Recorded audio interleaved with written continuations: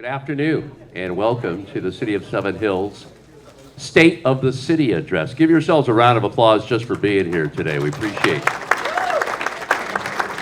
it. It's called Civic Engagement, and there's a lot of ground that we're going to cover, but first I just want to introduce myself. I'm Ed Flash Ferentz, proud member of the Seven Hills Hall of Fame, thanks to this guy over here on my right, Mayor Tony. My background is broadcasting. In fact, I see my alma mater here today. I graduated from Normandy High School in too many years ago when dinosaurs roamed the earth, but that was my start in broadcasting. I did the morning announcements in high school in my senior year, and it was WPOP. We were just a glorified PA system back at that time, but I was a radio geek. In fact, how many of you remember Wixie 1260? Actually, their antenna and transmitter was in Seven Hills off of Rockside.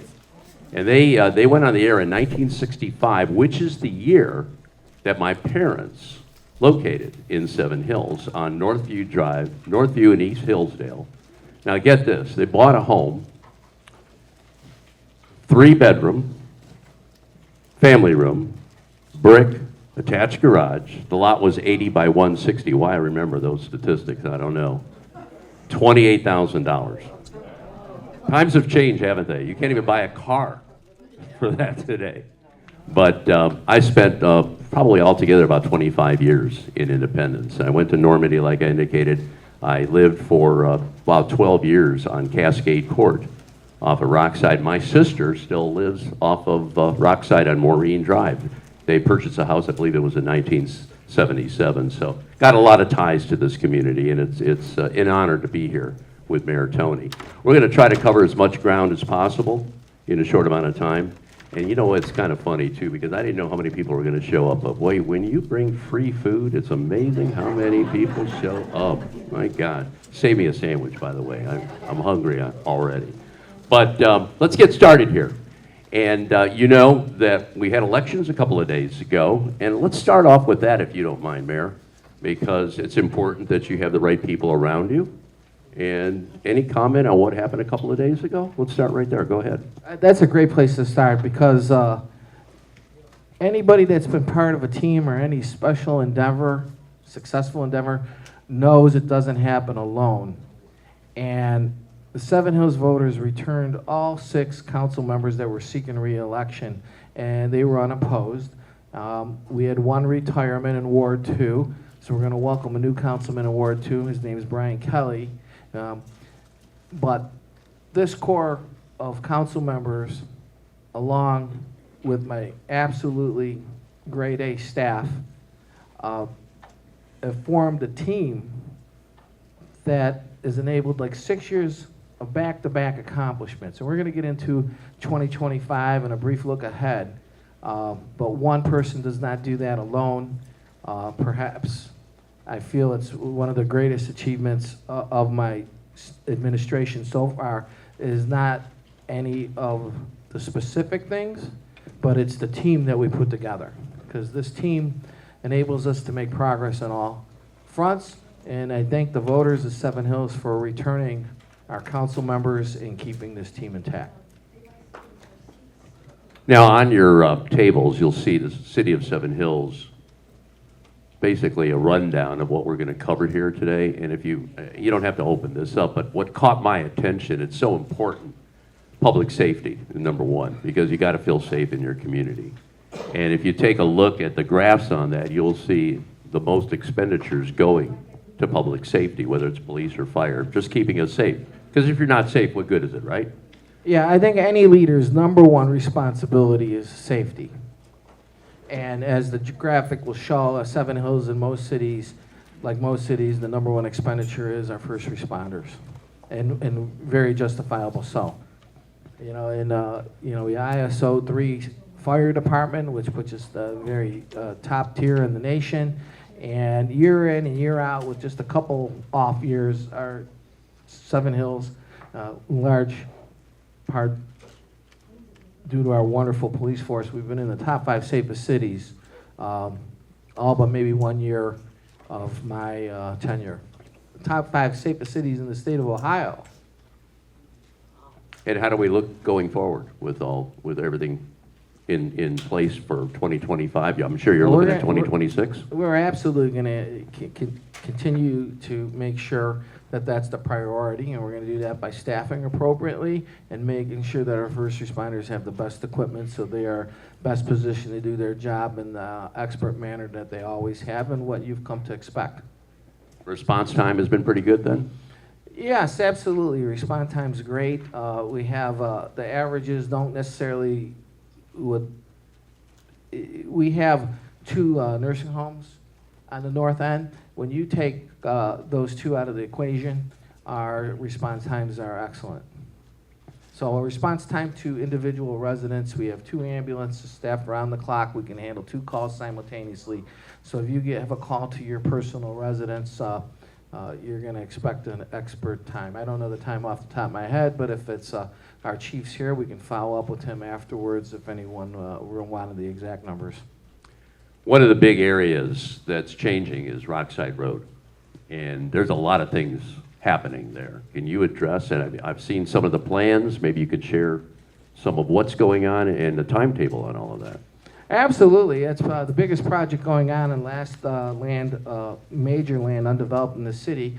Most people refer to it as the Rockside Project. This project is 50 acres owned by a small company called LSB 7 Hills LLC. The 2 principals are Lou Beck and Jeff Grave. So these individuals and a couple other investors own 50 acres at the intersection, close to the intersection of Rockside and Crossview. And this property, the idea to development, I found documents in City Hall dating back to 1989. It's been actively worked on for 20 years, and my 10 years, my time on council and mayor, I've been working on this, and we've had several iterations of the project.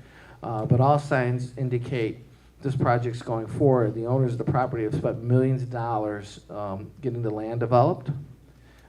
We've closed deals with Pulte Homes for 150 townhomes in the back section along Crossview. And I can share with you the 2 big projects along Rockside are going to be Cooper Hawk Winery. They're also scratch kitchens, so even if wine's not your thing, they have excellent food. And hospital, rehabilitation hospital. The closest one like this is in Cincinnati. It's called Nobius Rehabilitation Hospital. They will do rehab from stroke, surgeries for hip, shoulder, knee replacement, that kind of thing. And their model is the surgeries are done there and your rehab is done on site. And one of the things as a steward of the city, you want to be a champion of economic development. And what we saw out of COVID, a lot of communities impacted in the same way. Office space used to be a very, very, very sought after thing for municipalities because municipalities derive most of their income that we run the city on income tax.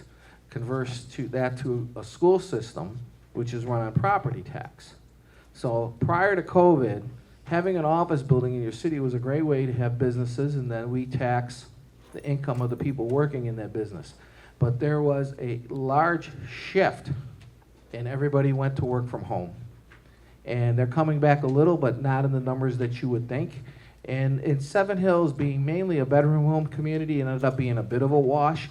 So we have 5 high-rises on Lombardo, and they lost some tenants. But for a good period of time, the top 5 taxpayer in the city of 7 Hills was Cleveland Clinic. And this is interesting because they don't have one brick or mortar establishment in 7 Hills, but all their employees were working from home, of which we derive tax. Now, that was a long story, and I apologize, but why this makes sense, because the original plan for part of the Rockside development was going to be an office building. But we changed with the times, and we were very, very fortunate to work with our partners and land a hospital, and the estimated payroll at that hospital is $17 million. And I don't think any of you would ever want to do a work-from-home surgery.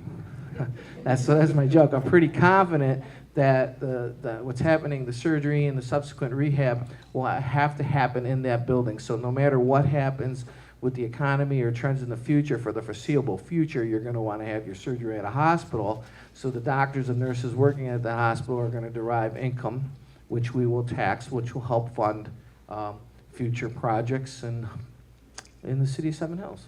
Now, what's the timetable on all of this?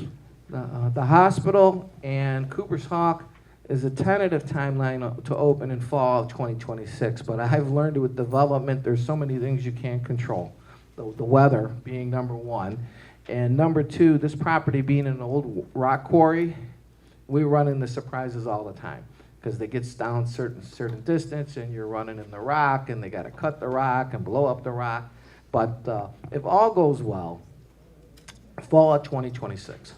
Let me ask you this, because that property, you said it goes back to 1989, and you plowed through there. It was, a lot of the trees were taken off. It was vacant for a long time. What got this jump started?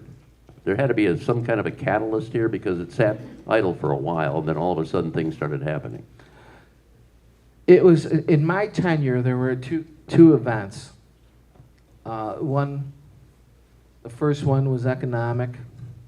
There was an economic slowdown, and the developer, the numbers didn't pencil. And then the second one was COVID. So the first two developers we were working with outside of the landowners, because I go back even further, the original landowners were self-developing.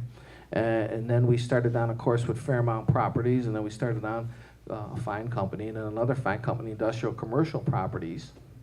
And one was related to the economy, the other was related to COVID. We had to hit the restart button. And what's making this one work is we right-sized it. So at different times we had apartment buildings, at different times we had more shopping, and every time we came to bat, the project got refined a little. So what I'd like to say is we found the right size and the right tenants. So there's a good mix. The demand for single-family homes and townhomes has been high all along. So every house builder in northern Ohio wanted the section for homes. But it was critically important for the city that we had a hospital or something similar that would derive a large payroll. So what's happened here is we found out a mix that'll work for the developer and the city. And the developer's gonna make a lot of money on the homes, and we're gonna have some amenities like restaurants and some other specialty shops for people to enjoy. And the business side of the city is gonna be satisfied because we're gonna have a hospital with a large payroll. So I think it was like learning a little from each preceding project and finding the right economic mix that's out of our control. It's finally come together. Yeah. Finally, it's come together. It's happening. That's the good thing. It's absolutely happening. Yeah. Roads are being poured as we speak. Okay. Speaking of roads, I saw that in your newsletter about street repair. Maybe you could speak to that, maybe individual streets, infrastructure, things of that nature. Well, we've developed a cadence. The infrastructure in any given year, that's like our number 2 category after safety. Some years it might even, we've done some really large investments. It's even jumped ahead in other years. But where we're at now is a sustainable path where every year we do preventative maintenance. We out there, we keep a list. I follow up on the list of what streets need to be crack sealed. If you get to the streets early enough, the cracks won't spread to bigger cracks and you extend the life of your streets. That's every year. Every year, the last 3 years, we did this product called Reclamate that's also supposed to extend the life of the streets. We've committed to a plan. When I first got here, we were cleaning sewers once every 7 or 8 years. We now do that once every 3 years. We'll complete a whole lap of the city. So what we're committed to doing is keeping what we have in as best shape as possible. And then we back that up with a street program we do every other year. What I found early on when I was on council, that there is economies of scale. So if we just did it every year, being a medium-sized city, we didn't have a lot of streets we'd bring to bid. We go every odd year, we do a list of streets, and it doesn't matter if you're on a main road, side road, cul-de-sac, we rate the streets and the worst get done first. And we do that to the point that we're able to afford. So Every odd year, we'll do 5 or 6 streets. We'll get resurfaced or redone if the case justifies. And that's been kind of the plan going forward. At every other year, we're going to make some investment in our roads. But every year, we'll do maintenance so that your tax dollars are preserved as long as they can on the stuff that we have. We've just completed a very robust water management program where we've added basins, mentioned the cleaning the sewers, we line pipes where we find there was problems. And that is something we're going to get our task force together because we completed all our original goals. So heading into 2026, we're going to get our water management people together again. And that kind of starts with your help. If you see a water issue, you call it in and we plot it on a map. And then we go from there. So if we're getting calls in an area, we know that's the area that we want to focus on and make it a priority, and then we build out a plan. But that plan usually involves a bunch of testing first. We'll put some flow monitors in. We want to make sure we don't just throw money at something. We want to know what the root cause is before we dive in. And that's been the cadence for the last 6 years. It's been working well, and we're going to keep that going. Where possible, we're working with our partners too, and I know we'll talk about that a little later, hopefully, because that's so critical. So we worked with ODOT. Broadview Road is now slated for 2027 from Ridgewood all the way to Sprague. So the entire length of Seven Hills, Broadview Road will be resurfaced in 2027. And we have a couple streets coming up that are going to get new water mains. Skyview, we're talking about getting bid out for next year, potentially. We're working with Cleveland Water. They'll put in a new water main. They'll pay for the side of the road they tear up, but that's the perfect time for us to refinish the rest of the road. We have 2 or 3 of those streets, but the other names escape me at the moment. So we're working with our partners, ODOT, Cleveland Water. Occasionally we work with Cuyahoga County. Next on my list, and you can all help me, send a letter to Cuyahoga County Council and say, hey, we need some help on Pleasant Valley. Because we want to get that street done too in the near future as well. But that's no announcement on that yet, but I can use all your help. The squeaky wheel gets the grease. Okay, let's stop right there and talk. You mentioned ODOT. Now, are they handling all of that Broadview stretch then? And you're just doing the respective streets? Is that how it works? The whole stretch of Broadview is an ODOT-funded project to 80-20%. 80% will be funded by ODOT. 20% will be split between Parma and Seven Hills, since we share Broadview Road. The engineering on this project will be handled by the city of Parma. If that answers your question. Yeah. But there'll be additional work. Now, we're going to tear up the street. It's going to be the perfect opportunity to do catch basins and curbs and other related work. So anything that needs to be done at that time when we have it torn up, we're going to go. Now, that's not part of the ODOT grant, but we were working on other sources of funding this. But we're committed to this. If we don't get grants for the curbs and the sewers along Broadview, my commitment is we'll find the money internally, whether it's a general fund or some of our non-general funds that are dedicated, because we aren't going to go in there and tear Broadview Road up and not do all this other ancillary because this is the best time to do it. Okay, you're going to tear up Broadview. That's a main road here. How are we going to assess the traffic patterns during that time? It's one lane down, or is it too premature? It's a little premature. Our engineering and whoever gets the project bid out, typically the construction firm will handle the notifications on traffic patterns like that, but they'll be approved by Parma Engineering before anything happens. You know everybody loves traffic jams, don't you? No, everybody hates traffic jams, but you know what they do like? They like a smooth road that they won't lose a tire on. So it's 2 years off, but I ask for your patience. And we're talking about it now because we got the award in 2025. So a little bit of patience, it's worth the wait. It's got to be done. I gotcha. Rec Center, let's talk about that. You had some improvements to that? They were shut down for a while? Yeah, we're always, and you know, it's the building that touches the people the most. Thousands of people every week, so periodically we need to shut down and work on the motor on the pool. We have a shutdown every September where we empty the pool, do all the maintenance, paint the walls, you know, give a deep dive into the locker rooms, etc. And that's so we do that every September. And looking ahead, we're looking to get some funds, working with the county and the state government do some roof repair. But we don't have a timetable for that. But it is a business entity, and that's what I kind of remind everybody. So a couple years ago, we put some new fitness equipment in there, state of the art, helps keep our membership up. As far as rec centers go, I think we have one of the highest, if not highest, performing, and a lot of that thanks goes to our director, Jen Berger, and her staff. People have a lot of options where they can get their recreation from, but they opt there because it's a family environment and they feel welcome in our recreation center.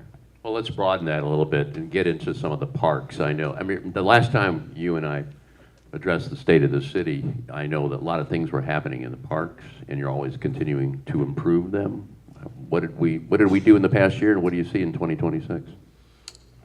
Well, in the past year, we contracted for a pavilion at our cricket park, which is on the southern end of the city. So it's what we call a pocket park. People in the neighborhood, it's a smaller park, but people walk to it. It's used heavily, and now there'll be a pavilion there. Kids can have, parents can host a birthday party for their kids, etc. Sit in the shade, watch the children. So that'll be a nice amenity there. Looking ahead, we're going to have for 2026, we're going to make some investment into the area that's called the Farmers Market now. We're going to have a press release later today, and we're going to have an unveiling.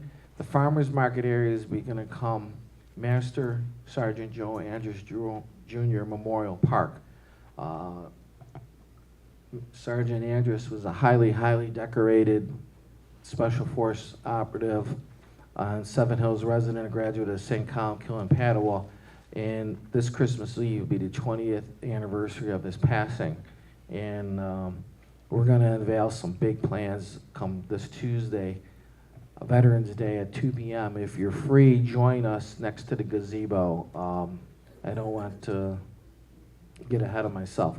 But when we're done, that area is going to be fixed up substantially, and it'll become the city's 7th park. For a city of 11,500 people approximately, the average number of parks you would have is 1. We're adding a 7th, and I think the accessibility to these community parks is really something that's key and gives the city an identity of its own. People like their green space and their trails, and we want to make it as accessible to as many people as possible. And stay tuned, we got some really cool stuff planned.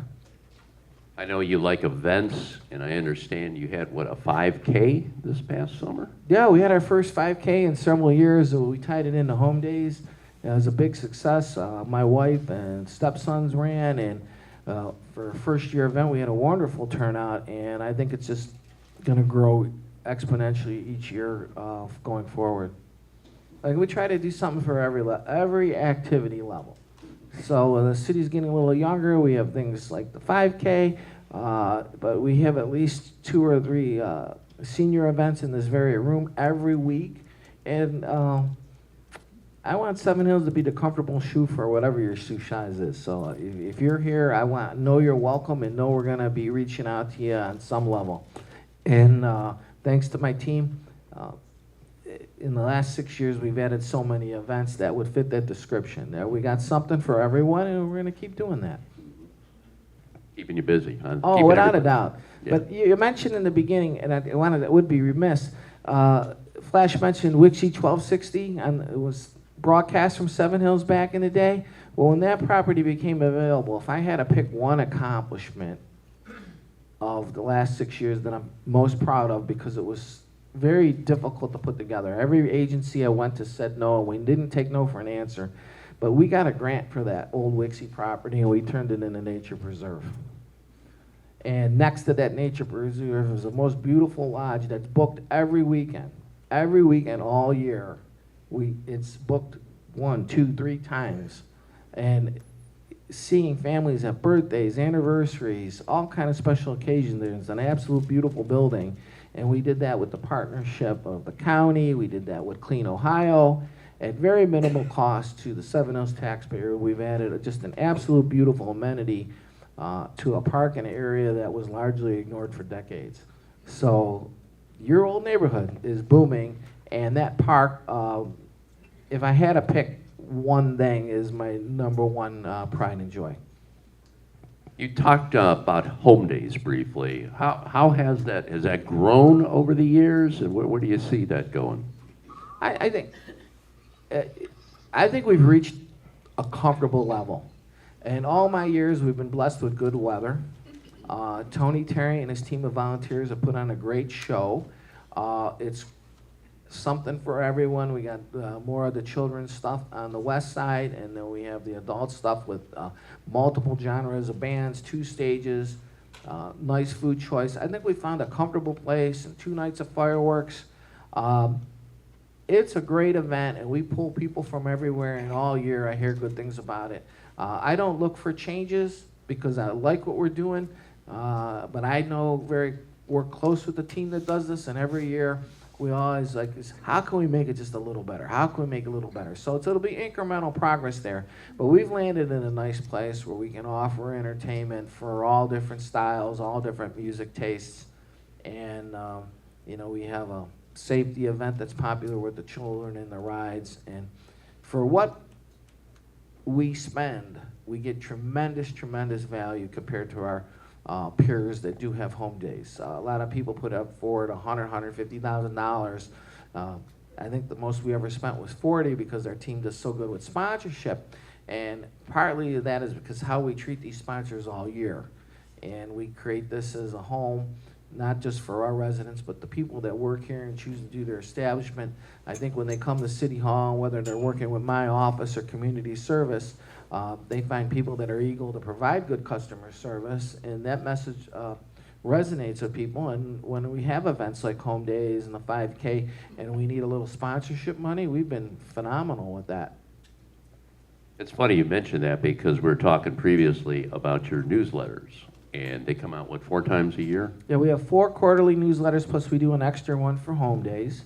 And that is largely done through partnership. There are ads in the newsletters, and those ads pay for the complete publication and mailing of those newsletters. I want to go back to, you mentioned ODOT and what they're doing for Broadview Road, and then you said the county council for Pleasant Valley. Can you describe your partnerships? I mean, obviously you got to work with the county, you got to work with the state, and you've been mayor for a number of years now. Was it 6 years now as mayor? Can you describe how those partnerships, working with those other government entities, how it's been going? Has it been steady? Has it improved? And obviously, with elections, people change. How would you assess that? I would say it's improved every year. Seven Hills, historically, for a lot of reasons, wasn't viewed as a good partner for a long time. And that's not, for various reasons. And it started with the electorate finding a team they were comfortable with and sticking with, and that goes to what we started, that all of council's coming back. And I'm in my 2nd term, and council works with me, not against me. And over a period of time, I had to win over these entities, that we will be a good partner, we won't embarrass you, the administration will treat you professionally, and any dollars that you do manage to send to Seven Hills will use wisely that'll make your organization look good as well as us. And that's a reputation, something that doesn't happen overnight. You build it up over time, and we're there now. And then another thing that I think has been critical is, for me, 100% of the time, it's always been people over party. So, yes, I have certain beliefs and what have you, but when it comes to running Seven Hills, it's all nuts and bolts. I am a businessman, and I will treat my partners like partners, not adversaries. And in Cuyahoga County, you got to take that to an art form. And because, you work with a county that's predominantly a Democrat, and you work with a state that's predominantly Republican. And I am going to work with both those groups to make sure that Seven Hills gets the best that they can each and every day. So that's...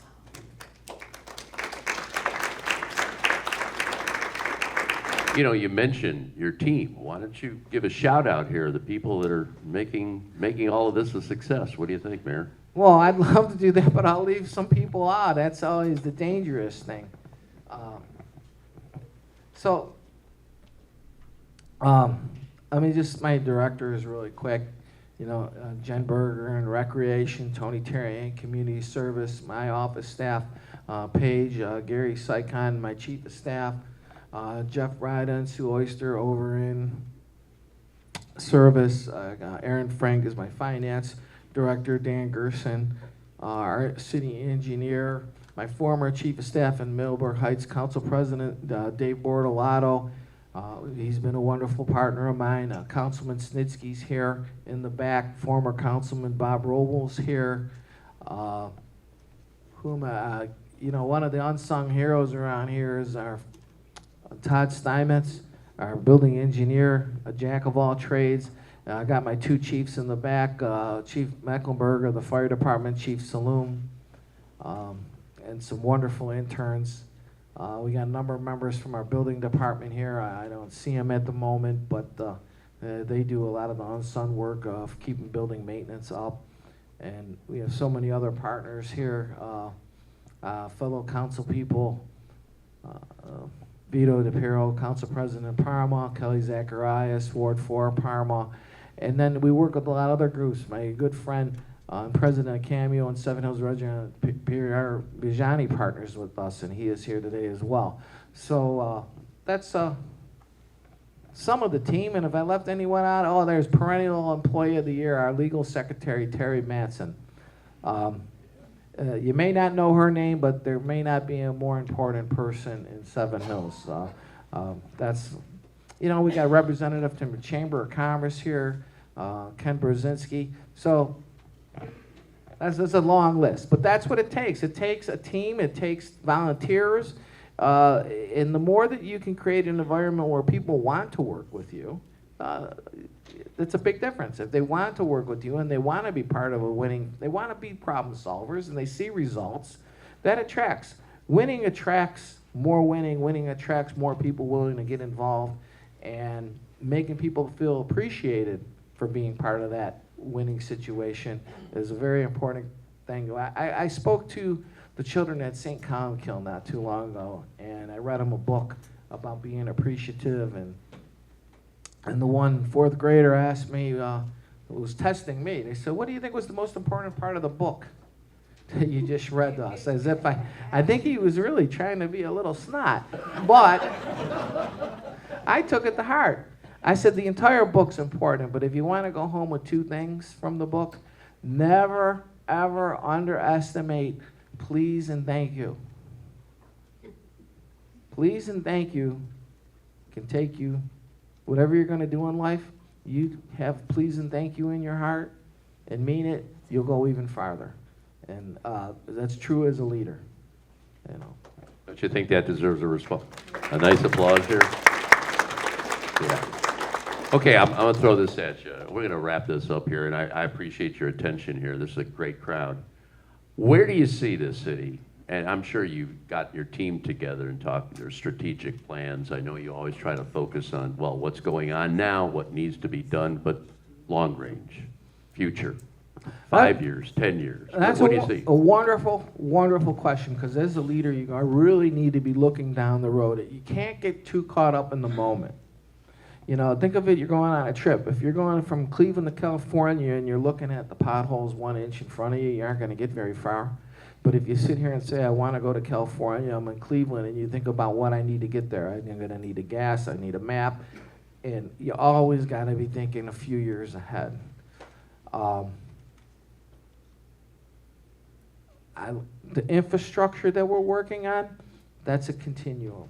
Every couple of years, do things, reassess, and keep that going forward. Do what we got to do to make sure the community stays one of the safest in the entire state.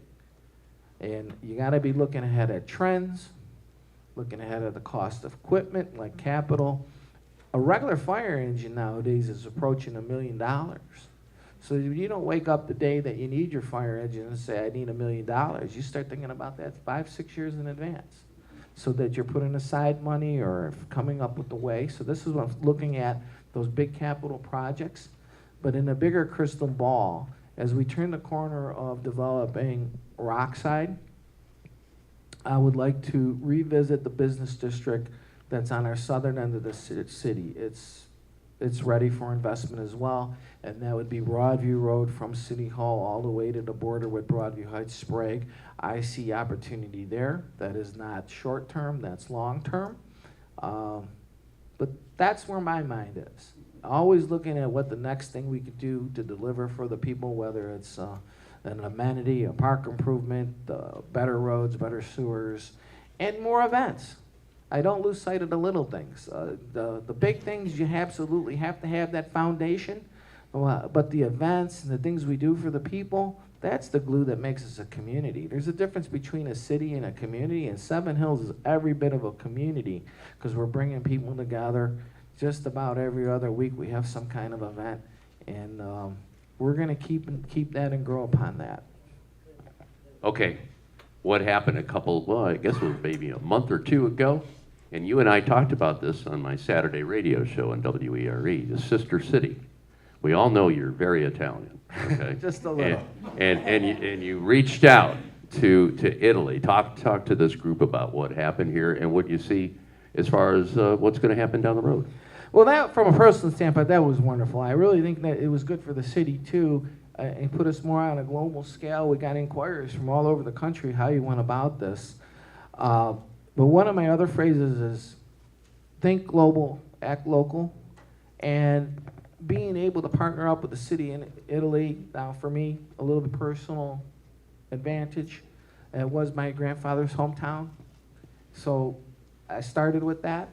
But it's still an international relationship that we're still keeping in touch.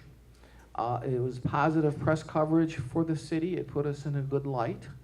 It emphasizes the roots. There's many people in Seven Hills that have heritage that in Europe. Seven Hills, some say is named after the Seven Hills of Rome. But I just look at this as a first step. I've challenged my council to explore their roots, and let's, like every other year, let's do a different sister city. Let's celebrate. After all, we are a nation of immigrants, and we have a lot of Eastern European in today in Seven Hills, and let's explore those roots, and I hope that this was a good starting point. That basically, I'd like to keep it going. It was a first effort, one that had a bit of a personal note for me, but I wanted to reflect the roots of everybody going forward, and we're looking for some suggestions. So the door's always open then? The door is open, and part of that I was going to reciprocate. The original plan was for me to go to Italy next year, but God blessed my family. Most of you know, but I'll be a first-time dad next month. So keep my family in your prayers. In Italy, have to wait till my son's a little easier to travel with.